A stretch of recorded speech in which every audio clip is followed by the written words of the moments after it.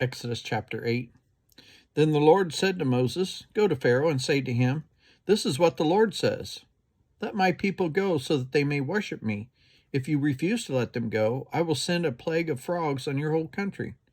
The Nile will teem with frogs. They will come up into your palace and your bedroom and onto your bed, into the houses of your officials and on your people, and into your ovens and kneading troughs. The frogs will come up on you and your people and all your officials.' Then the Lord said to Moses, 'Tell Aaron, stretch out your hand with your staff over the streams and canals and ponds and make frogs come up on the land of Egypt.' So Aaron stretched out his hand over the waters of Egypt, and frogs came up that covered the land. But the magicians did the same things by their secret arts. They also made frogs come up on the land of Egypt. Pharaoh summoned Moses and Aaron and said, 'Pray to the Lord to take the frogs away from me and my people, and I will let your people go to offer sacrifices to the Lord.' Moses said to Pharaoh, 'I leave to you the honor of setting the time for me to pray for you and your officials and your people, that you and your houses may be rid of the frogs except for those that remain in the Nile.' 'Tomorrow,' Pharaoh said. Moses replied, 'It will be as you say, so that you may know that there is no one like the Lord our God. The frogs will leave you and your houses, your officials, and your people. They will remain only in the Nile.' After Moses and Aaron left Pharaoh, Moses cried out to the Lord about the frogs he had brought on Pharaoh. And the Lord did what Moses asked. The frogs died in the houses, in the courtyards, in the fields. They were piled up into heaps, and the land reeked of them.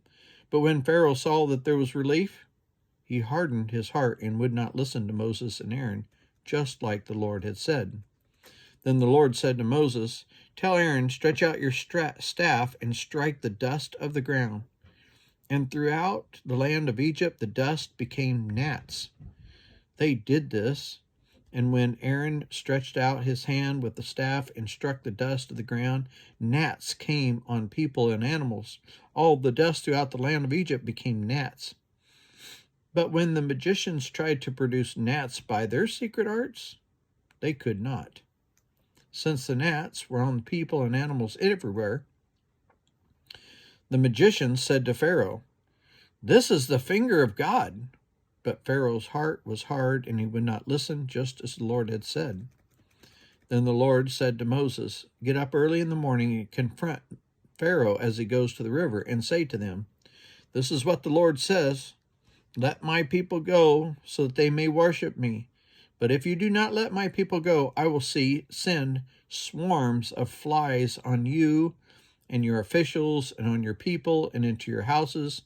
The houses of the Egyptians will be full of flies. Even the ground will be covered with them. But on that day I will deal differently with the land of Goshen, where my people live. No swarms of flies will be there, so that you will know that I, the Lord, am in this land. I will make a distinction between my people and your people. This sign will occur tomorrow." And the Lord did this. Dense swarms of flies poured into Pharaoh's palace and into the houses of his officials. Throughout Egypt, the land was ruined by the flies. Then Pharaoh summoned Moses and Aaron and said, "Go sacrifice to your God here in the land." But Moses said, "That would not be right. The sacrifices we offer the Lord our God would be detestable to the Egyptians. And if we offer sacrifices that are detestable in their eyes, will they not stone us? We must take a 3 days journey into the wilderness to offer sacrifices to the Lord our God as he commands us." Pharaoh said, "I will let you go to offer sacrifices to the Lord your God in the wilderness, but you must not go very far. Now pray for me." Moses answered, "As soon as I leave you, I will pray to the Lord, and tomorrow the flies will leave Pharaoh and his officials and his people. Only let Pharaoh be sure that he does not act deceitful again by not letting the people go offer sacrifices to the Lord." Then Moses left Pharaoh and prayed to the Lord, and the Lord did what Moses asked. The flies left Pharaoh and his officials and his people, not a fly remained. But this time also Pharaoh hardened his heart and would not let the people go.